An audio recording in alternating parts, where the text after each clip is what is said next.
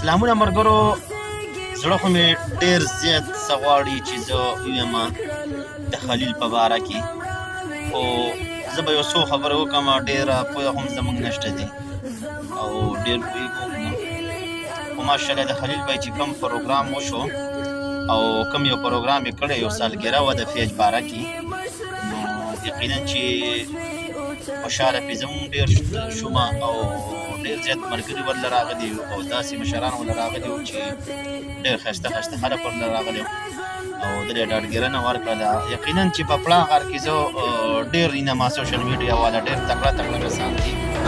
ګرانو کتونکو، ذاکر رحمان د سعودي عرب نه دغه مینه کړې ده، دغه ګفټ یې رالېږلی دی.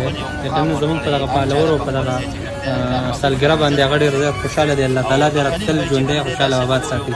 یو جهان مننه ګرانو.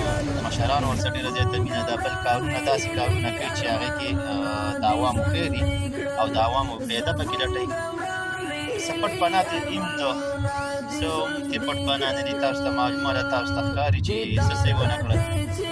یقینا والله زه خو چې سوچ وکړم دا یو د پول کار چې کوم دی دا به ډېرو ډېرو مشرانو ته به یې کړی او نه یې کوو، ځکه چې ډېر وخت نه دغه خراب و او همدغسې پروت و او د یو معمولي غونډه کې اواز اوچت کړو. معمولي غونډه کې پیج ورته زه ویم دومره غریب پیج هم نه دی، ولې چې ښه پیج خو دې خراب شوی و، نو اواز یې اوچت کړو. دومره خلک ورسره ودرېده چې ډېر زیات خلک ورسره ودرېده.